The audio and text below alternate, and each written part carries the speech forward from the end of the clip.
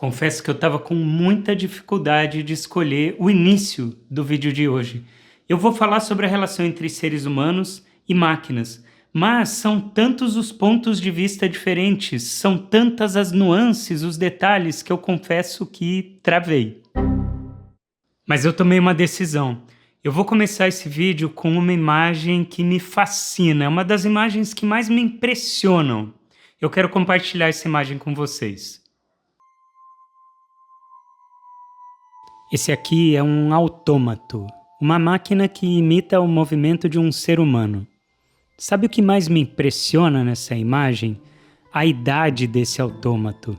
Ele foi fabricado por volta de 1565, supostamente por um artesão chamado Juanelo Turriano, na corte do rei Charles V da Espanha. Imagina um sujeito do século XVI vendo essa mesma cena que vocês estão vendo nesse momento. Imagina o assombro da pessoa ao ver aquele objeto se movimentando. Naquela época, não era rotineiro ver o objeto se movendo assim dessa maneira, autônoma. E não se tratava de qualquer objeto, ele se parecia realmente com um ser humano, de verdade. Aquele Frei parecia ter uma vida própria, se parecia conosco. Talvez esse espanto possa ser comparável ao que sentimos ao vermos os robôs da Boston Dynamics fazendo aqueles movimentos incríveis, ou as expressivas movimentações faciais da Ameca. Isso para não falar dos diálogos que nós temos travado com as ferramentas generativas.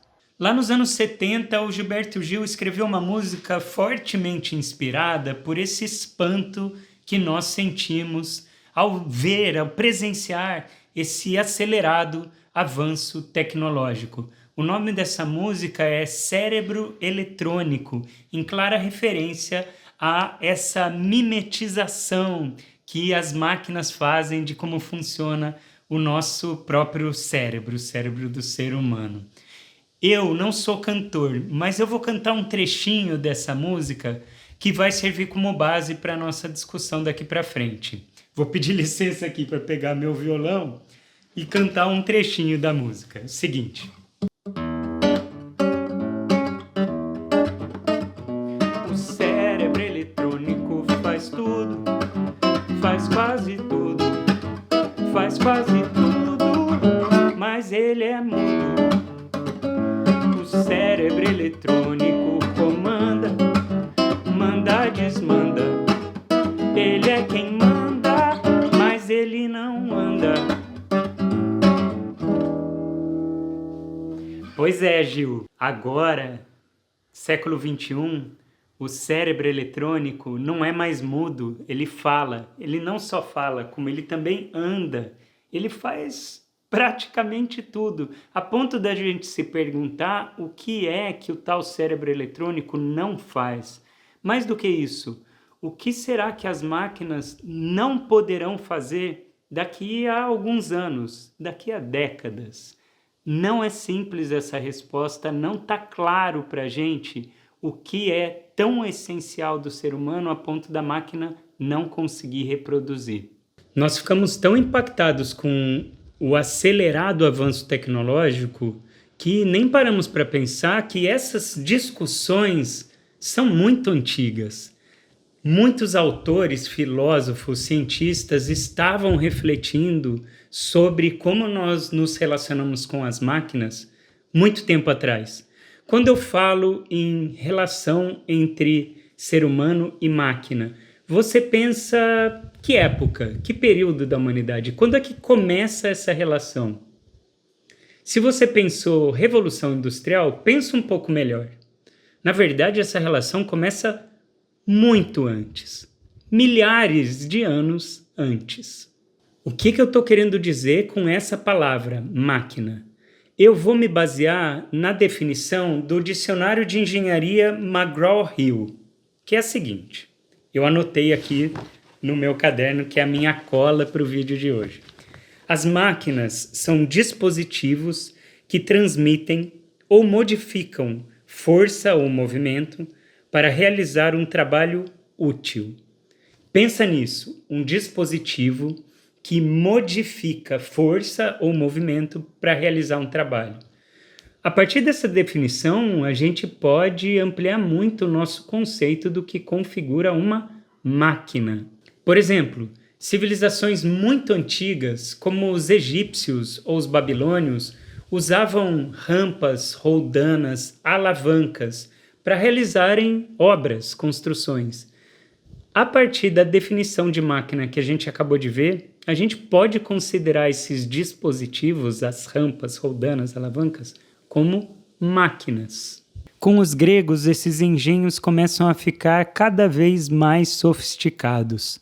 Arquimedes de Siracusa, por exemplo, desenvolveu várias engenhocas com base em princípios matemáticos mais avançados. E essa relação com as máquinas esteve no imaginário de seres humanos desde tempos imemoriais.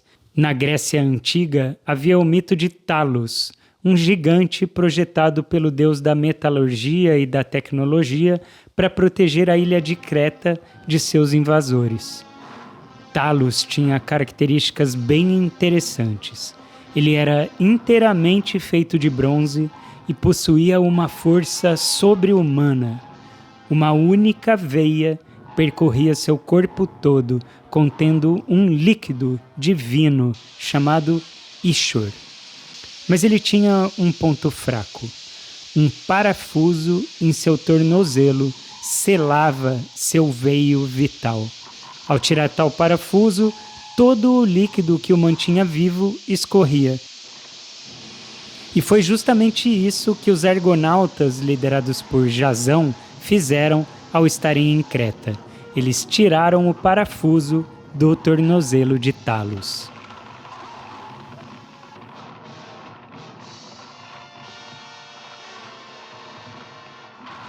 Vários outros robôs vieram depois de Talos, povoando a nossa imaginação.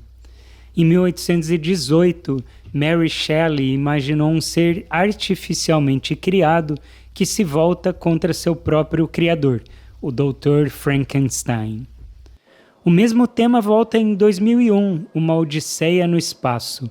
Na obra-prima de Kubrick, HAL 9000, é uma inteligência artificial sem corpo físico, mas que influencia significativamente a história. Isaac Asimov também tratou do tema em diversas obras, como Eu, Robô.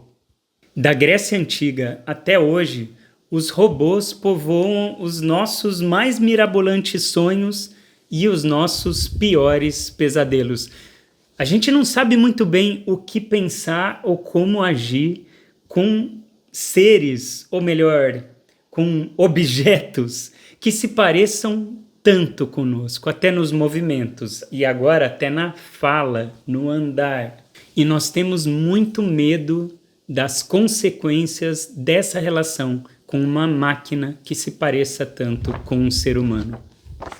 Lembra lá no começo desse vídeo em que eu mostrei o frade autômato?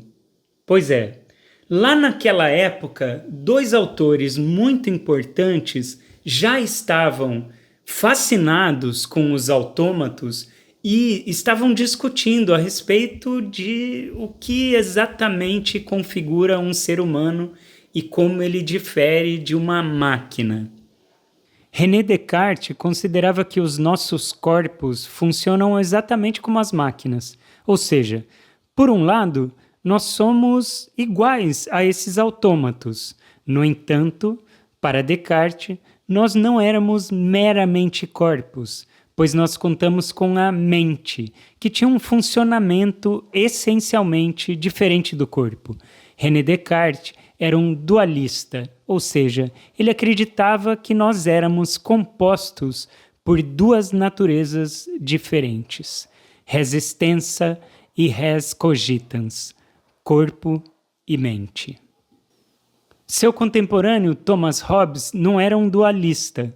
Para ele, todo o funcionamento do ser humano poderia ser entendido a partir de princípios mecânicos. No Leviatã, ele fala o seguinte: O que é o coração senão uma mola?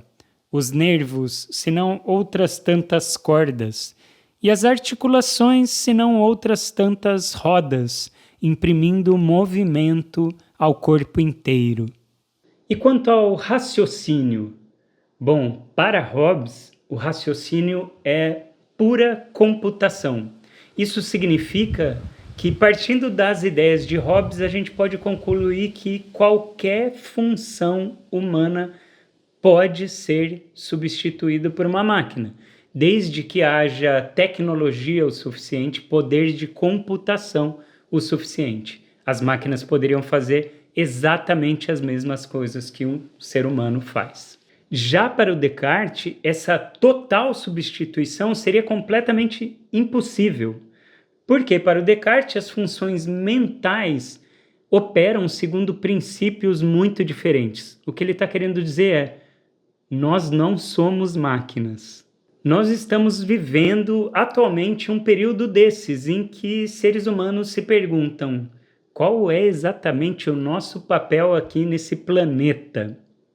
Algumas pessoas, se debruçando sobre esse tema, chegam à conclusão de que muitas profissões irão se transformar radicalmente. Na verdade, isso é quase unânime entre os autores que estudam o assunto. Já para alguns autores, não é só uma transformação radical, não. Muitas profissões vão ser completamente eliminadas. Alguns chegam a dizer que a maioria das profissões de hoje não existirão daqui a poucas décadas. Partindo dessas projeções mais pessimistas, é natural que nós estejamos apreensivos. Esse medo diante do acelerado progresso tecnológico é muito compreensível. Uma mudança muito abrupta pode provocar um impacto devastador nas estruturas sociais. Nós não queremos isso. Então, o que fazer? Qual é o caminho? Eu tenho uma proposta. Na verdade, não é algo totalmente novo e revolucionário aqui. Eu não estou inventando a roda. E eu estou me baseando em muitos autores que, assim como eu, pensam que o melhor caminho, ou na verdade, o único caminho que nós temos é olhar para o nosso passado, proteger o que é mais valioso na história da humanidade, aprender com os nossos erros, identificar onde a gente não foi bem e o que a gente precisa melhorar. E o ponto principal aqui, reconhecer que o ser humano é uma máquina peculiar. Nós somos máquinas do cuidado. Nós somos máquinas que cuidam. Cuidado no sentido de preservação da vida, preservação dos laços sociais, preservação de quem somos. Cuidado no sentido de proteção da vida. Cuidado no sentido de saúde. Essa história do cuidado começa bilhões de anos atrás. Ela se confunde com a história do nosso planeta. Esse vídeo aqui faz parte de uma série chamada A Máquina do Cuidado. Nessa série nós investigamos o passado, a história desse cuidado. Como é que nós, seres humanos, aprendemos a cuidar da nossa vida? Como nós aprendemos a promover saúde ao longo dos tempos.